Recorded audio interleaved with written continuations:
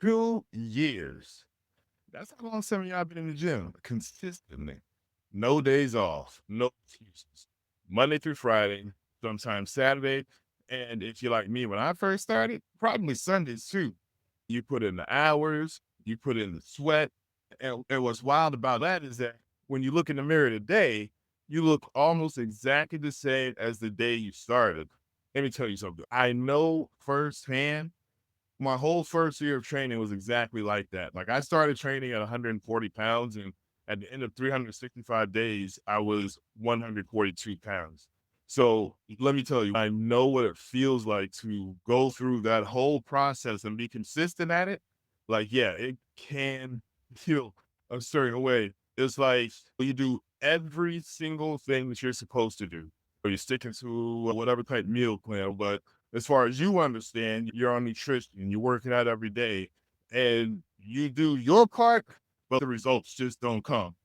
But because I've gone through it, don't worry about it because today I'm going to tell you exactly why that happens. And I promise you that it's not a 100% you problem, but it is a 100% you can fix problem.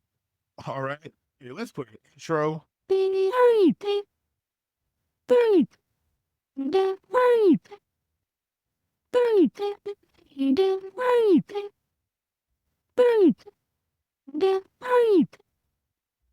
What's I'm Coach Frank, and welcome back to the Make It Make Sense Health and Fitness Podcast, where I skip the fluff and I call out all that nonsense. And what I do is I give you a blueprint for what actually does work. If you're new here, go ahead, subscribe right now. I do my best to drop new episodes every single week because I want to make sure that you stay moving on your fitness journey. I don't want to be part of the reason that you get held up. Every single week, I try to drop a new episode, and every single one is simply for the purpose of making fitness make sense. Today's episode is episode 2 of my Body Blueprint series. It's a whole series of videos I'm going to be doing. And this is pillar 1, strength training. On last week's episode, what I did was I laid out the full 5-pillar framework. So today I'm just going to go in deep in one concept that I feel, me personally, is responsible for more plateaus, more frustration, more wasted time in the gym than anything else really that I can think of.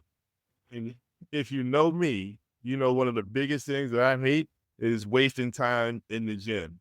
Like, get in, do the work, and let's get out of here. But, excuse me, sorry. That one thing is called progressive overload. And by the end of today's episode, I guarantee you that you are going to understand it. You're going to own it. You're also going to know exactly how to apply it in your workout. If you catch today's episode before today's workout, you can actually apply it today before today's workout, but you can definitely apply it to your current program right now. All right. So let me, let's see. Let me paint you a picture. I want you to be honest with yourself about this, right? Think about if this is you or not, right? I've seen it before, but just think about if this is you, right? You go to the gym, you do your thing. You do chest day on Monday, a typical chest day. You got bench press, dumbbell flies, cable crossovers, maybe some push downs. At the end of the workout, you sweat, you feel the pump, you go home, you eat, probably chicken rice and broccoli, actually, when everybody starts their fitness journey. And you feel real good about yourself. Then on Wednesday, you train back. And then on Friday, you train legs. You train legs.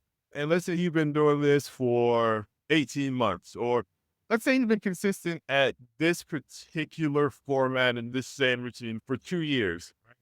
Here's a question that I want you to stick with, I want you to ask yourself, right? What did you bench press the first month when you were training? And what are you benching now? What you were benching when you first started and thinking about what you're benching now. Now, I'll say this, if the answer is about the same, well, that's your diagnosis. That's your thing right there. You know what I mean? That's not genetics. That's not going to be your metabolism. That's not the fact that you're a hard gainer, which is what I used to hear all the time, or whatever the label the internet is giving people these days. That's not what it is. The problem is that your training hasn't asked your body to change. You haven't done it to force yourself to add any, right? If you know me and you've trained with me before, you know I like to get into something I call nerd talk, where basically I just talk about the science of fitness and how things go. Right. So here's the biology in plain English. Your body is incredibly smart. It adapts. So when you first started lifting, everything was new. Your nervous system was learning the movements. Your muscles were being challenged in ways that they had never been challenged before. So they grew from where they were. They got stronger. And of course, you saw results after doing something from a period of doing nothing. But like most people, you then settled into that routine. In this routine, you're doing the same weights, right? You're doing the same reps. You're doing the same exercises, and sometimes in the same order. And when you're doing that, and you're telling your body this, here's your body's response. I've adapted to this. I'm comfortable. No need to change. I'm just going ahead and sit right here. And that's when you start asking yourself the questions. Now, the thing is, when most people think their body has done something, the fact of the matter is your body is not trying to be difficult. It's trying to be efficient, right? Your body, what it does, it builds exactly the muscle as it's needed to handle the stress that you're going to be giving it, that it's going to be put through, right? And to be honest, it's not going to do anything more than the challenge that it's been prepared to face, right? Now, that's not a flaw in your body, that's a feature. And what that feature does is allow you to always handle that same workload as long as you keep trying to push that exact same workload. Once you what's going on here, you can use this feature of your body to push your fitness journey or push your workouts a little bit more. Now, the name for this particular principle that governs all of this, what I'm talking about, is called progressive overload. And it's the single most important concept in all of strength training. And if you apply it correctly, you will notice changes in your body that you've never seen before. Right. So you understand exactly what I'm talking about. Let me break it down. Progressive overload is the gradual increase placed on the body during training. Without it, there just simply is no growth.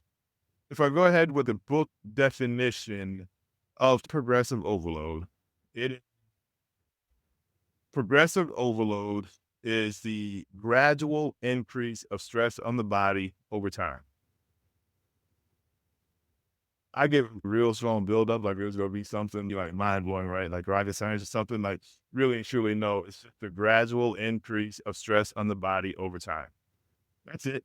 I mean, the word progressive is the key, right? Because it has to move forward. Always move forward, right? Because the moment you stop asking your body to do more than it's already adapted to, the more you start giving it reason to grow. Find that spot where it can always perform those particular duties. But if you place something additional on it, you won't be able to because you haven't forced your body to be able to handle that. The thing is, when most people hear this progressive overload, they think, okay, cool. I just need to add weight every single session. While that's sometimes true, especially early on, because in the beginning, you're kind of learning what you can do. You're learning your flexibility, you're learning your range, how strong you are, what your strength levels are, or you're learning your endurance. But it's not always possible. And that's kind of where the science or the nuance comes in. So let me give you an analogy about how when you learn to read, right? You didn't start with War and Peace. You started with picture books and chapter books and novels, right? But on each single stage, you asked a little more of your brain than you did on the last. So your reading ability improves to meet the demand that you placed on it before. So like you go from picture books to reading, like your mind has already mastered the pictures. Now we're on to the reading. Now we got to comprehend the novels. Once you progress through that, then you see exactly how the mind goes. But as a benefit, your muscles actually work the exact same way. You start where you are, then in subtle increments, you progress. And then over weeks and over months and over years, you build something that is genuinely impressive. And you know what that is that you build when you're consistently working at it? You're building the version of you that you want to be. And that is such a beautiful. You only get to that if you keep turning the page.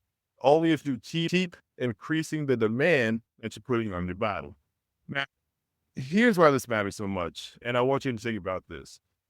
Biological process of building new muscle or protein synthesis, if you want to break it down, to want to define it, that's your muscle fibers have to be placed under a load that challenges them. If you want them to grow, you have to challenge the muscle fibers. They won't just grow automatically. It's not just something that they're just going to do. Challenge your fibers, and then when that load is challenged, they experience micro damage. During recovery, your body repairs that damage, and then it builds back the fibers. However, when it builds the fibers back and you recover, it builds those fibers back just a little bit stronger and a little bit tougher than they were before. And now this time, those muscle fibers are just a bit more prepared for the load that you're going to put on them next time. And that's why the recovery phase is so important when you're talking about your workout routine. But if next time is the exact same load, the muscle is already prepared. There's no signal for your muscles to adapt. There's nothing pushing it forward. There's nothing to cause their muscles to grow. All you've done is you've done the work so you maintain. And that's where you hear people talk about a plateau where they're stuck in the same position. And that's what it is when you're not challenging yourself. You're just going to stay within that same mode, right? Because you've done the work to maintain only, and your body is going to receive that information. And that's how your body's going to handle it, right? And that's what 2 years of going through the same process looks like if you don't try to make a change. And that's what it looks like on the cell level, like on the science of it. It's not my opinion. That's just how your body is going to adapt and going to respond to the challenges that you put on it. And look, when it comes down to it, I'm not here to make you feel bad about it. It's just the process of training, and it's something that you can change, right? I'm just here to make sure it never happens again. Like I said, I experienced the exact same thing. So, how to avoid that? Let's talk exactly how you progress, right? Because there's more than one way to do it. There is actually 4 variables to progressive overload. And if you know all 4 and you have options, then you can see where your progression stalls and you can see where your progression can grow. All right. So the 4 variables, if you need to, go ahead, write them down. Make sure you remember them, or just come back to this video and go back over it again and find the information. But remember, there are 4 variables to progressive overload. I'm going to go with the first one. First variable to progressive overload is load. That's the weight on the bar, that's the weight on the dumbbell, or that's in your hand, AKA whatever the weight resistance is, the cables, the bands, whatever exactly that is. It's the most obvious form of progression, and it's the one that most people know about. I mean, even if you're adding 2.5 pounds or adding 5 pounds, or even if you're just adding like 1.25 pounds, which the micro plates, that's still progression. That's low. It's going up, and that's just progressive overload. So you are doing more no matter what it is. Remember, progress is progress, no matter the distance or whatever. As long as you do more than you did, it's progress. But here's where it gets interesting, right? Because load isn't the only option. You also have the second variable in progressive overload, and that's going to be volume. Volume is your total workload. That's going to be like your sets multiplied by your reps, multiplied by your load. If you're doing, let's say, 3 sets of 8 last week, then you do 4 sets of 8 this week with the same weight, you've increased your value. Again, that's going to be progression. Your body has more total work than it did before. even if it's the same weight, more reps, progressive overload. Let's say you did 8 reps last week and you hit 10 this week, but it's the same weight. It's progression again, right? Because you squeezed out more work, but even though it's the same load, you did more work. So you can call it rep progression, dumb progression, and it's one of the most common methods for progressive overload that's actually used for like people that are somewhat intermediate. That's the variable they would gravitate to more, and what they probably use a lot more, especially if they're training consistently, but without a dedicated coach, because that's something that they can monitor. We have variable 4.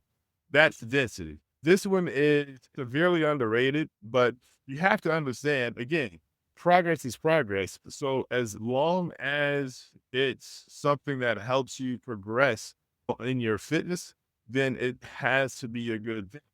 Density is how much work you do in a given amount of time. We don't have to get into the aesthetic distractions that cause long gym sessions, pictures, talking, whatever. But think about it like this. If you do the same workout last week in 60 minutes, and then you did the same workout this week in 55 minutes, then what is it? It's progression, of course, because maybe it's shorter rest periods.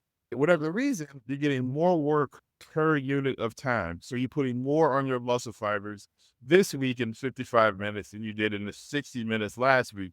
So your body has to become more efficient to handle that growth. And now that is being more in another way with that. And that, of course, it progression, part of progressive overload. The key is, or what we really want to remember, you don't have to progress in all 4 variables at once. In fact, if you do try to do that, it's kind of like a fast track to overtraining and possible injury, because what you really need is a system, right? You need a plan. You need a plan that's going to tell you which variable that you need to chase and how to rotate between them as you advance on your physical journey, right?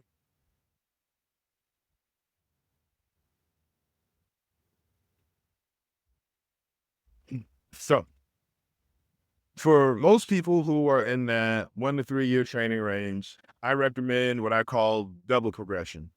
Here's how double progression would work, right? Say you pick a rep range. Like the rep range is 6 to 10 reps. And you start at the bottom of that range with a weight that challenges you. Each week, you try to add 1 to 2 reps. When you hit the top of that range or 10 reps, then you add weight, drop back down to 6 reps, repeat. So you're progressing through reps. Once you get the end of that range doing reps, then you're going to add weight, and then you're going to start that process over. That's a double progression. That's progressive overload. That is a progression. That's a plan.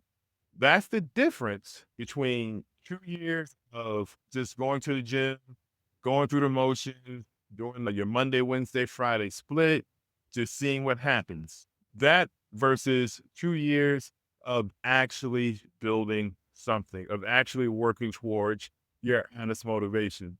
And now listen, now I want to be clear, and I said it just a few moments ago, right? Progress does not have to be dramatic to be real. Again, adding 2.5 pounds or adding 1.25 pounds to your bench press every 2 weeks. Well, let's just say, all right, let's make it something simple to understand. Let's say you add 2.5 pounds to your bench press every 2 weeks. That's 65 pounds in a year. Let's say 1 rep more per set each week. That compounds into a completely different level of strength inside of 6 months. Right. Small progress consistently applied.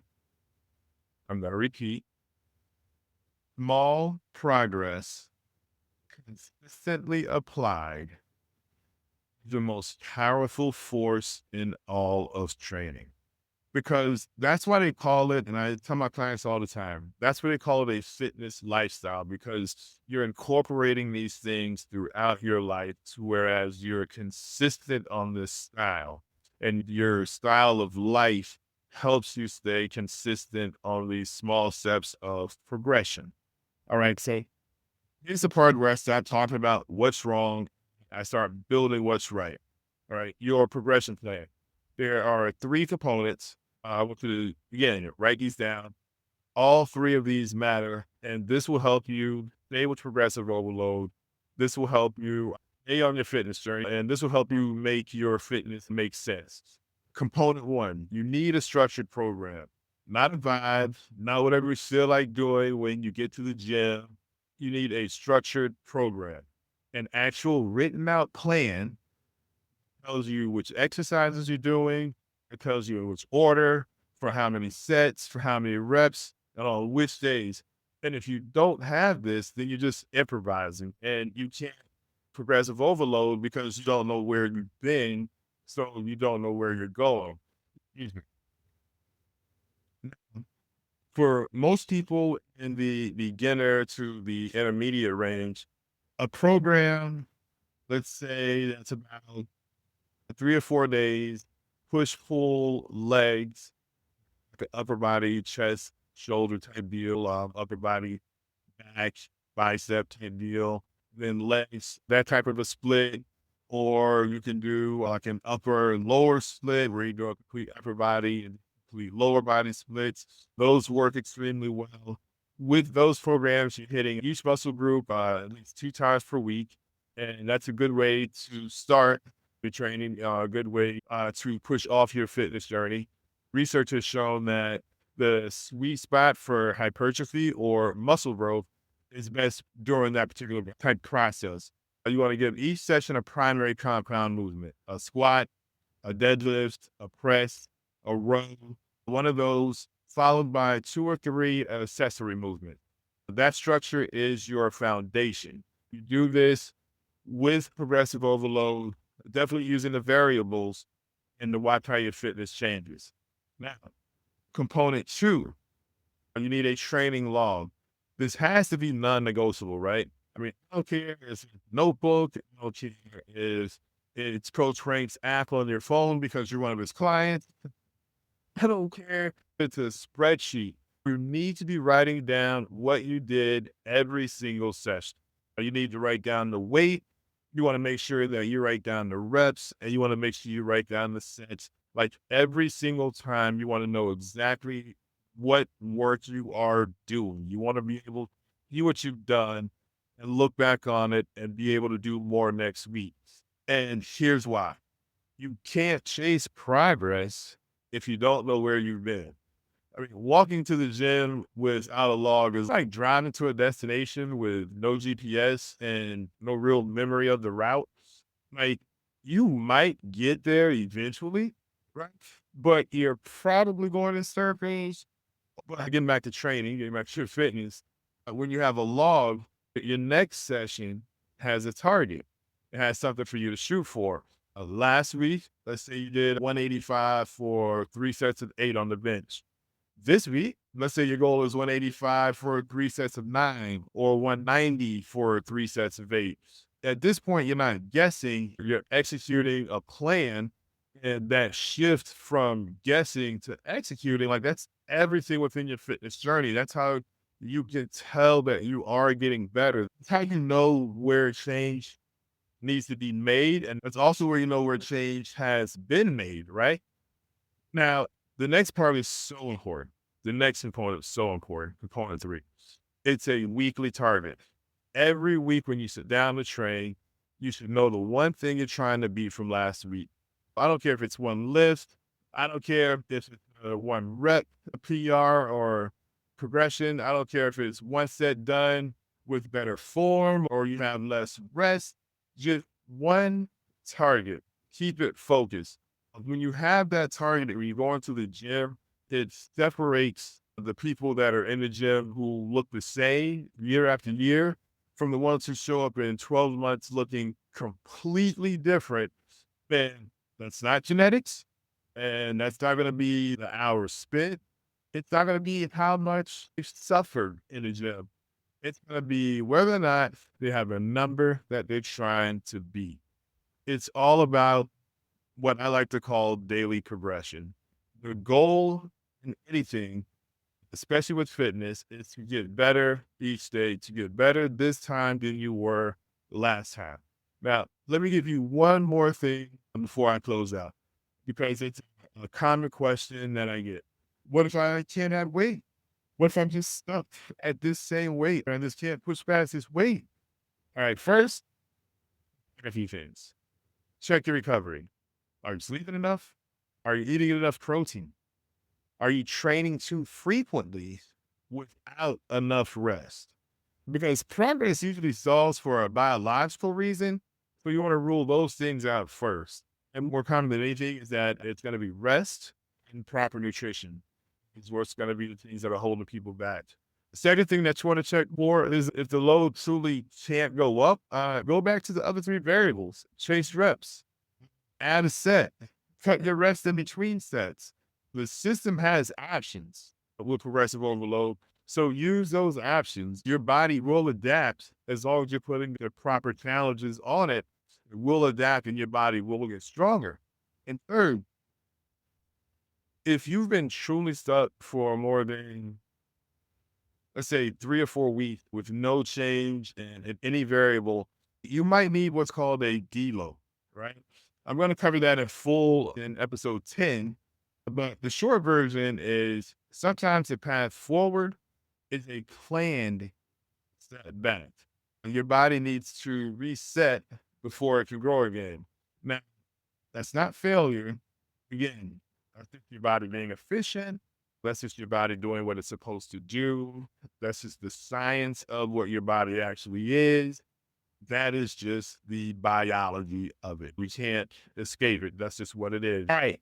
So I know I'm giving you a lot, but and we stay really focused. I want to thank you, family, for tuning in today and paying attention. I hope I provided some value to you. Now, here's your challenge for this week, and I'm serious about this, right? I want you to actually do it because I am going to check. Don't just nod at your screen. Don't just say, okay, friend. Step one, I want you to pull up whatever workout you're doing this week. I want you to look at it.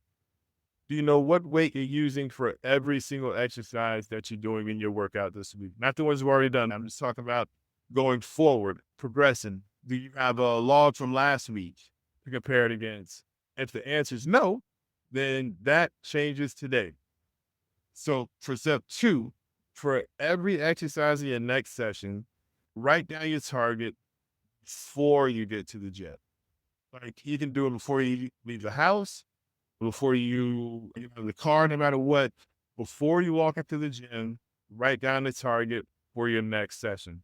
Not afterwards, before. Because if you do it before, that simple change, that'll affect how your workout goes because now your workout is more towards that target that you've set instead of just going to the gym. It's going to literally change how you train. Now you got to go to the gym and you're focused and now you're on a mission instead of just, just hanging out and just, seeing what happens, and just wasting time. Now, step three, after your session, I want you to drop a comment below, telling one lift where you hit a new personal record today. Like, I don't care if it's 2.5 pounds. And again, I don't even care if it's 1.25 pounds. It does not matter to me because progress is progress. Let me know because that's the culture that I want to build here where progresses get celebrated. Every single one of them. All right. Hey, this episode gave you something real. Do me a favor. Share with one person who's been in the gym a while and they're not seeing the results that they think they should be seeing or they deserve to be seeing. That's the best thing that you can do for them, especially if you care about them and their fitness journey. Share this video with them. Tell them to come back. Subscribe if you haven't. Hit the bell. Episode 3 drops next week. And on episode 3, what I'm going to do is go deep on the 4 compound lifts that build 80% of your body and why most people are doing at least one of them. Out of the 4, one of them most people are doing completely wrong. All right. Now, I'm Coach Frank. This has been the Make It Make Sense Health and Fitness podcast. I tune in each week for a new episode. My goal is to take fitness and make it make sense. All right. See you next week. And you know the motto, be grinding or be nothing.